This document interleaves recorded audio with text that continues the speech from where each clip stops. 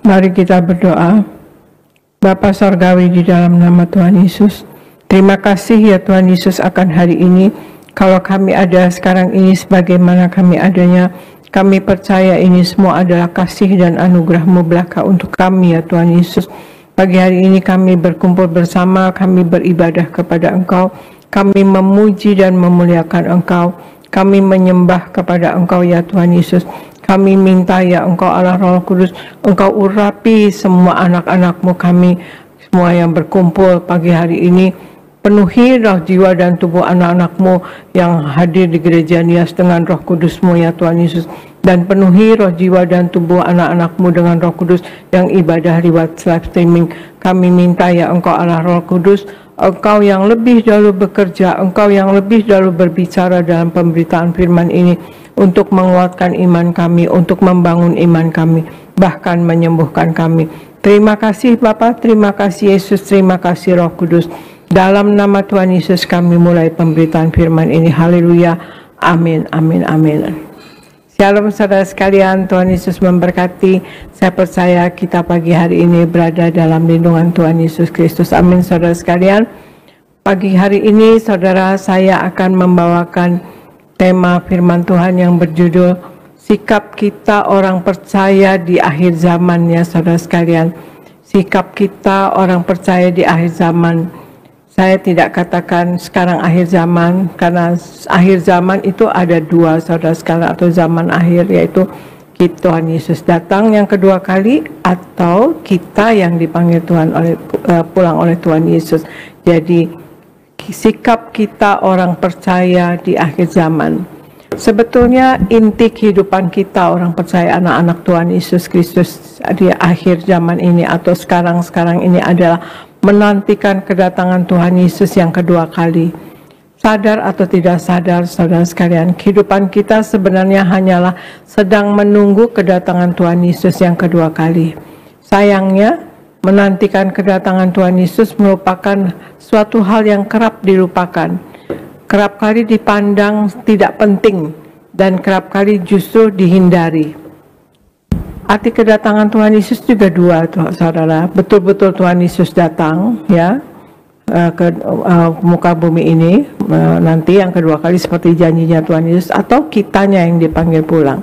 Jadi Rasul Paulus memberikan nasihat tentang bagaimana murid Tuhan Yesus atau kita ini seharusnya dalam menantikan kedatangan Tuhan itu ya saudara sekalian. Di 2 Petrus 3 ayat 1-10 dikatakan, saudara-saudara yang kekasih, ini sudah surat yang kedua yang kutulis kepadamu. Di dalam kedua surat itu aku berusaha menghidupkan pengertian yang murni oleh peringatan-peringatan, supaya kamu mengingat akan perkataan yang dahulu telah diucapkan oleh nabi-nabi kudus, dan mengingat akan perintah Tuhan dan Juru Selamat yang telah disampaikan oleh rasul-rasul kepadamu. Yang terutama harus kamu ketahui ialah bahwa pada hari-hari zaman akhir akan tampil pengejek-pengejek dengan ejekan-ejekannya, yaitu orang-orang yang hidup menuruti hawa nafsunya. Kata mereka, di manakah janji tentang kedatangannya itu?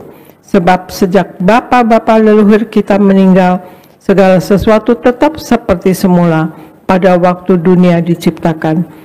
Mereka sengaja tidak mau tahu bahwa oleh firman Allah langitlah ada sejak dahulu, dan juga bumi yang berasal dari air dan oleh air, dan bahwa oleh air itu bumi yang dahulu telah binasa dimusnahkan oleh air bah. Tetapi oleh firman itu juga langit dan bumi yang sekarang terpelihara dari api dan disimpan untuk hari penghakiman dan kebinasaan orang-orang fasik. Akan tetapi saudara-saudaraku yang kekasih, yang satu ini tidak boleh kamu lupakan, yaitu bahwa di hadapan Tuhan satu hari sama seperti 1000 tahun, dan 1000 tahun sama seperti satu hari. Tuhan tidak lalai menepati janjinya, sekalipun ada orang yang menganggapnya sebagai kelalaian. Tetapi ia sabar terhadap kamu, karena ia menghendaki supaya jangan ada yang binasa, melainkan supaya semua orang berbalik dan bertobat. Tetapi hari Tuhan akan tiba seperti pencuri. Pada hari itu langit akan lenyap, dan gemuruh yang dahsyat dan unsur-unsur dunia akan hangus dalam nyala api, dan bumi dan segala yang ada di atasnya akan hilang lenyap, saudara sekalian. Nah, ini Rasul Paulus berbicara tentang menantikan hari Tuhan atau akhir zaman, saudara sekalian. Jadi bagaimana sikap kita yang harus kita miliki, saudara sekalian, sebagai orang percaya atau murid-murid Tuhan Yesus ini di zaman akhir zaman ini, ya saudara sekalian. Yang pertama adalah kita harus memiliki iman yang kuat. Kita memiliki iman yang kuat. Ya, Argo tolong bacakan Lukas pasal 18 ayat 8, Argo. Lukas 18 ayat 8. Lukas 18 ayat 8. Aku berkata kepadamu, ia akan segera membenarkan mereka. Akan tetapi, jika Anak Manusia itu datang, adakah ia mendapati iman di bumi? Demikian firman Tuhan. Ya, terima kasih Argo. Lukas 18 ayat 8 katakan, Aku berkata kepadamu, ia akan segera membenarkan mereka, akan tetapi jika Anak Manusia itu datang, adakah ia mendapati iman di bumi? Ya, saudara sekalian, Tuhan Yesus sangat menghendaki kita mempunyai iman. Akan tetapi jika Anak Manusia itu datang, adakah ia mendapatkan iman di bumi? Jadi yang pertama yang kita harus punya sikap kita dalam sebagai orang percaya di zaman-zaman akhir atau saudara sekalian, di zaman-zaman sekarang ini adalah miliki iman yang kuat, saudara. Kita perlu memahami ajaran firman Tuhan dengan baik. Kita harus mengenal Kristus secara pribadi agar kita tidak terbawa arus oleh berbagai-bagai ajaran sesat, saudara. Firman Tuhan adalah langkah pertama dalam menjaga iman kita, saudara. Alkitab menceritakan tentang tantangan zaman yang dihadapi umat Tuhan, saudara sekalian. Di akhir zaman, orang-orang yang memberontak terhadap orang tua akan terjadi, saudara sekalian. Tidak dapat mengekang diri dan tidak mempedulikan tidak sesama, ya, dan juga tidak suka yang baik, saudara. Dengan kata lain, manusia pada akhir zaman memegang nilai hidup yang menuju kepada kebebasan, inginnya bebas, dan kemudian juga hedonisme, saudara. Melihat keadaan yang demikian, tidak mengherankan akhirnya orang beriman pun akan mengalami krisis iman di akhir zaman, saudara. Oleh karena perkembangan ilmu pengetahuan dan teknologi, manusia lebih percaya pada jawaban yang diberikan oleh search engine dibanding dengan jawaban dalam Alkitab, saudara. Walaupun sesungguhnya Alkitab tidak pernah usang ditelan oleh waktu, saudara sekalian. Tidak pernah usang ditelan oleh zaman, saudara sekalian. Di 1 Petrus 1 ayat 23-25 dikatakan, karena kamu telah dilahirkan kembali bukan oleh benih yang fana, tetapi dari benih yang tidak fana, oleh firman Allah yang hidup dan yang kekal. Sebab semua yang hidup adalah seperti rumput, dan segala kemuliaannya seperti bunga rumput. Rumput menjadi kering dan bunga gugur, tetapi firman Tuhan tetap untuk selama-lamanya. Inilah firman yang disampaikan Injil kepadamu. Timotius, ya, adalah seorang pemuda yang mempunyai iman yang dipuji oleh Rasul Paulus. Di 2 Timotius 1 ayat 5 dikatakan, sebab aku teringat akan imanmu yang tulus ikhlas, yaitu iman yang pertama-tama hidup dalam nenekmu Lois dan di dalam ibumu Eunike, dan yang aku yakin hidup juga di dalam dirimu. Nah, jadi karena firman Tuhan itu, ya saudara sekalian, ya, iman kita seperti tadi Petrus katakan, ya saudara, karena kita dilahirkan kembali bukan dari benih yang fana, tetapi benih yang tidak fana, yaitu firman Allah yang hidup dan yang kekal. Firman Allah tetap untuk selama-lamanya. Inilah firman yang disampaikan Injil kepadamu. Nah, Timotius juga mempunyai iman dari sejak kecil karena diturunkan dari ibunya dan neneknya. Iman Timotius tumbuh, ya, dari nenek dan ibunya yang mengajarkan pengetahuan kebenaran firman Tuhan. Jadi iman timbul karena pendengaran firman Tuhan atau membaca firman Tuhan, merenungkan firman Tuhan dan melakukannya. Dan iman kepada Yesus Kristus, janganlah kita menjadi serupa dengan dunia, saudara sekalian. Jadi Timotius mempunyai iman dari sejak kecil karena diajarkan firman Tuhan oleh neneknya dan ibunya. Jadi iman kepada Yesus Kristus. Dan juga marilah kita jangan menjadi serupa dengan dunia, saudara. Kita harus membedakan diri sebagai anak-anak Allah di dunia ini. Jadi hal yang pertama, sikap kita orang percaya di akhir zaman, yaitu satu, miliki iman yang kuat, ya saudara sekalian. Kemudian yang kedua, yaitu kita harus jaga hati kita agar tidak terpengaruh oleh keserakahan dunia. Argo tolong bacakan Matius 11 ayat 29 sampai 30, kemudian Yeremia 17 ayat 10, Argo. Matius 11 ayat 29 sampai 30. Pikulah kuk yang kupasang dan belajarlah padaku, karena aku lemah lembut dan rendah hati, dan jiwamu akan mendapat ketenangan. Sebab kuk yang kupasang itu enak, dan bebanku pun ringan. Yeremia 17 ayat 10. Aku Tuhan yang menyelidiki hati, yang menguji batin, untuk memberi balasan kepada setiap orang setimpal dengan tingkah langkahnya, setimpal dengan hasil perbuatannya. Demikian firman Tuhan. Ya, terima kasih Argo. Matius 11 ayat 29 sampai 30. Tuhan Yesus katakan, "Pikulah kuk yang kupasang dan belajarlah kepadaku, karena aku lemah lembut dan rendah hati, dan jiwamu akan mendapat ketenangan. Sebab kuk yang kupasang itu enak dan bebanku pun ringan," saudara. Kemudian di Yeremia 17 ayat 10 dikatakan, "Aku Tuhan yang menyelidiki hati, yang menguji batin, untuk memberi balasan kepada setiap orang setimpal dengan tingkah langkahnya, setimpal dengan hasil perbuatannya." Jadi sikap kita yang harus kita punyai sebagai orang percaya di akhir zaman, yaitu yang kedua, jaga hati kita agar tidak terpengaruh oleh keserakahan dunia. Kita perlu, saudara, menjaga hati kita agar tidak terpengaruh untuk keserakahan dunia ini, saudara. Ini tidak mudah, terutama dalam dunia. Kita masih hidup di dunia, saudara sekalian, dan kita juga melihat segala sesuatunya dan kita mengingininya, ya saudara sekalian.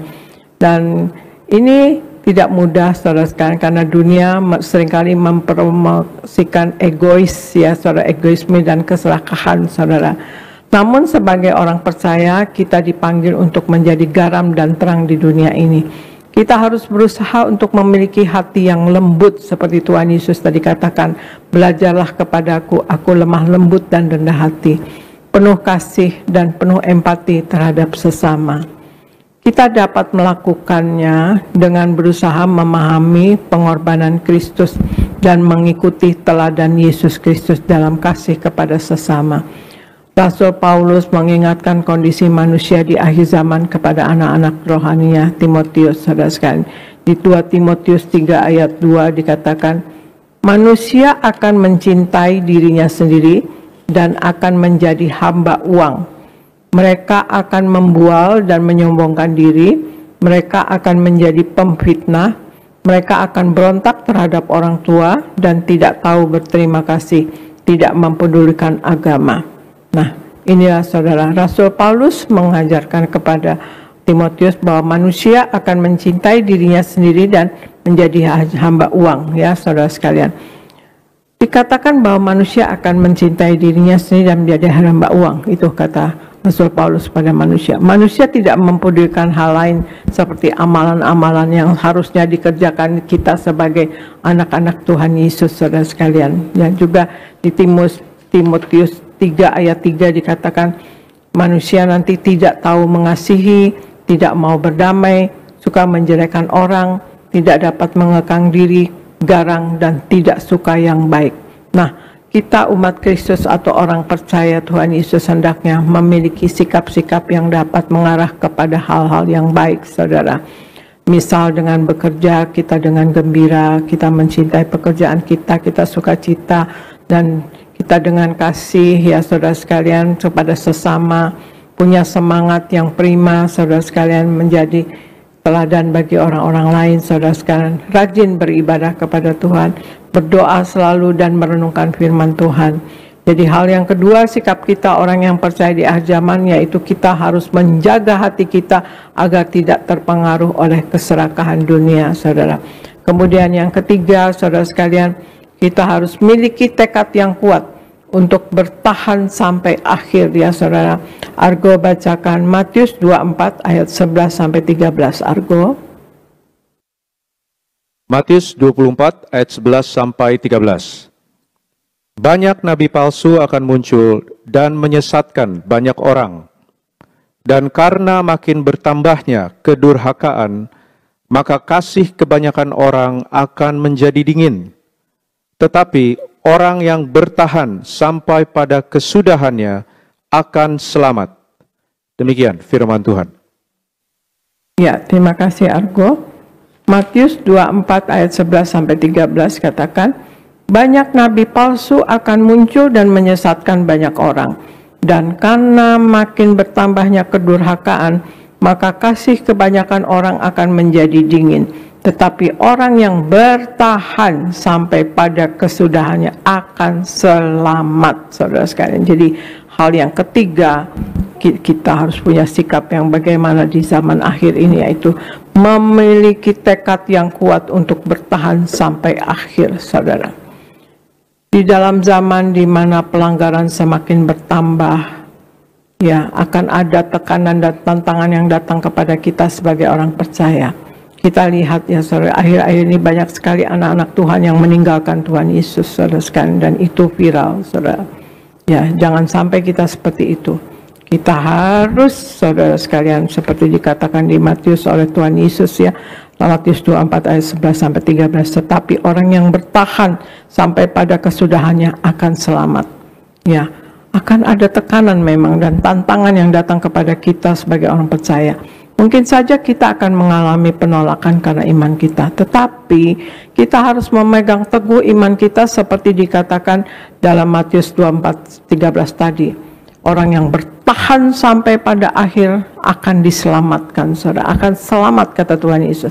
Ini adalah janji Allah bagi kita orang percaya yang setia dan bertahan dalam iman kepada Yesus Kristus.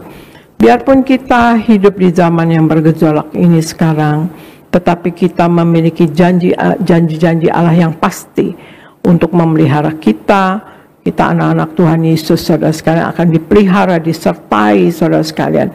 Bahkan kalau kita selalu menjadi pendaku firman, saudara, Allah berkenan kepada kita. Dan kita selalu bangun mesbah keluarga, banyak berdoa bersama, ya saudara sekalian, dan saling menguatkan. Ingat, kita tidak sendirian. Allah selalu setia dan siap memberikan kekuatan kepada kita melalui Roh Kudus-Nya. Kita pegang tangan Tuhan Yesus dengan harapan bahwa Yesus akan memelihara dan menyelamatkan kita di tengah segala tantangan. Nah, hal yang ketiga, sikap kita orang percaya di akhir zaman, yaitu memiliki tekad yang kuat untuk bertahan sampai akhir, saudara sekalian. Nah, itulah ada 3 hal yang harus kita punyai, yaitu sikap kita sebagai orang percaya di akhir zaman, saudara sekalian, yaitu 1, miliki iman yang kuat, mengenal Kristus secara pribadi dan mengerti firman Tuhan secara pribadi, saudara sekalian. Kita mengenal Kristus secara pribadi, pribadinya Tuhan Yesus dan firman Tuhan juga. Kita mengerti firman Tuhan yang adalah langkah penting dalam menjaga iman kita, agar kita tidak menjadi serupa dengan dunia. Sebab kebenaran firman Tuhan tidak akan pernah usang oleh zaman, saudara sekalian. Yang kedua, kita jaga hati kita agar tidak terpengaruh oleh keserakahan dunia.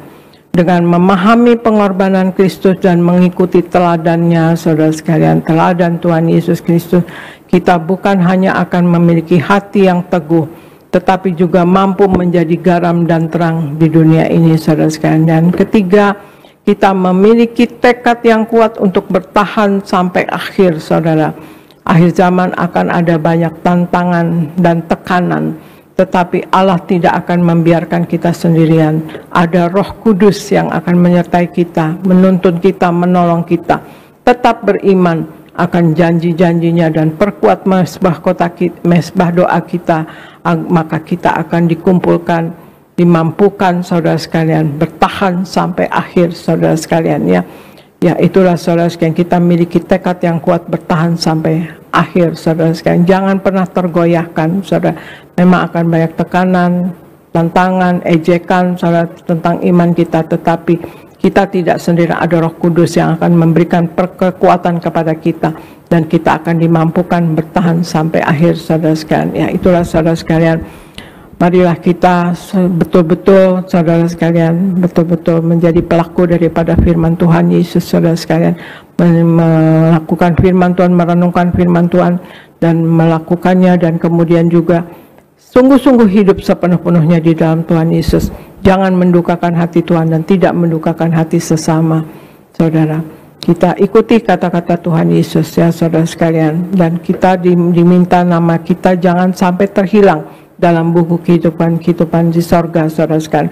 Kalau nama kita tidak tercatat dalam buku kitab kehidupan di sorga, kita akan mengalami kematian yang kedua, yaitu lautan api di Wahyu 4:20 ayat 14 sampai 15 saudara sekalian. Dan Tuhan Yesus menghendaki kita untuk kita berkemenangan dalam hidup ini saudara sekalian, menang atas dosa, menang atas sakit penyakit, menang atas masalah, menang atas kuasa gelap, yang mana saudara sekalian Tuhan Yesus katakan barang siapa menang, dia akan kedudukan bersama-sama dengan aku di atas tahtaku, sebagaimana aku pun telah menang dan duduk bersama dengan Bapa di atas tahtanya saudara. Ya, itulah kita harus menang saudara sekalian kelak sampai di sorga. Juga hidup di bumi seperti di sorga. Amin saudara sekalian. Kalau kita pelaku firman, kita hidup di dalam kekudusan, kita sungguh anak-anak Tuhan Yesus, maka hidup kita di bumi seperti di sorga, sesuai dengan ajaran doa yang diajarkan oleh Tuhan Yesus Kristus saudara. Itu tidak mungkin Tuhan Yesus mengajarkan doa seperti itu kalau itu tidak terjadi saudara sekalian.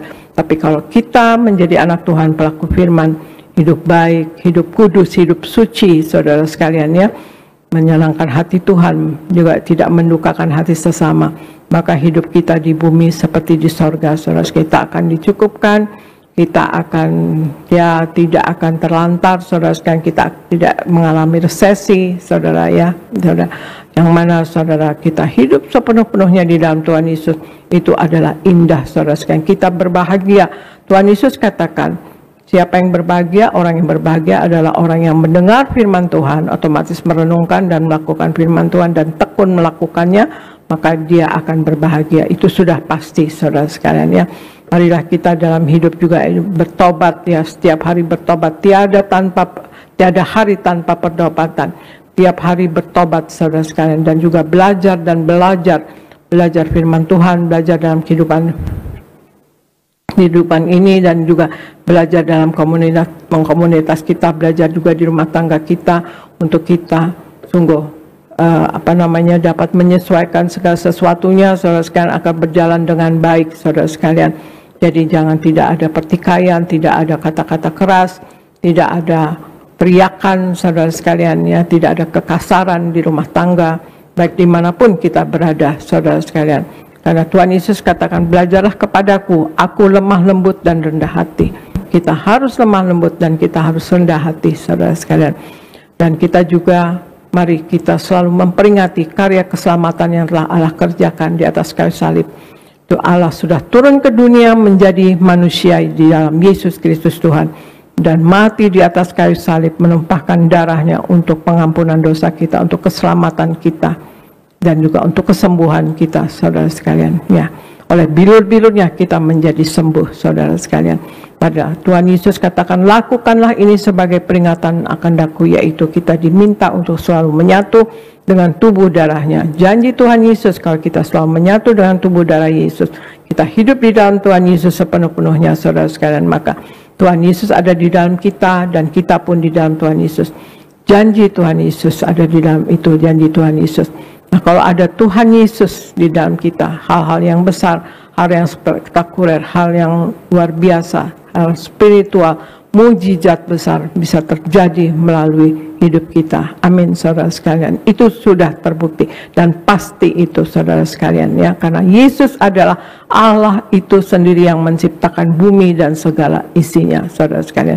Dan juga Tuhan Yesus menghendaki bahwa keselamatan bukanlah hanya untuk kita sendiri.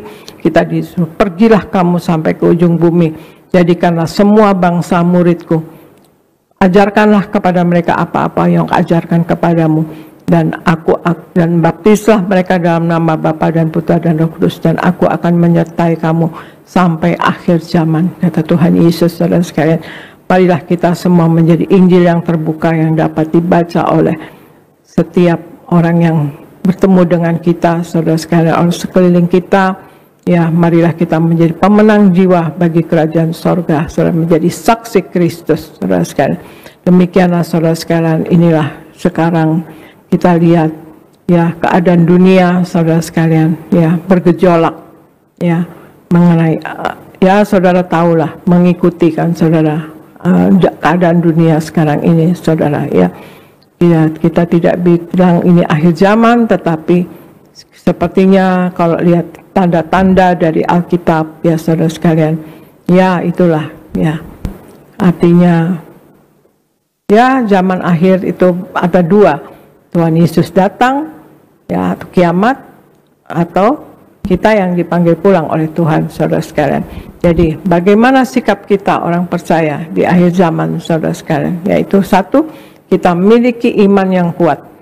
Tuhan Yesus menghendaki kita mempunyai iman, saudara sekalian. Bahkan Tuhan Yesus sampai mengatakan, kalau kamu punya iman sebesar biji sesawi dapat memindahkan gunung. Betapa Tuhan menghendaki iman ada di muka bumi ini. Iman kepada Yesus Kristus Tuhan. Dan kemudian yang kedua, kita jaga hati kita agar tidak terpengaruh oleh keserakahan dunia, saudara. Dan yang ketiga, kita memiliki tekad yang kuat untuk bertahan sampai akhir, saudara sekalian.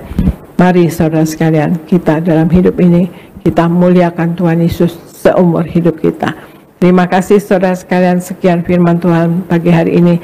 Semoga menjadi berkat bagi saudara sekalian. Tuhan Yesus berkati.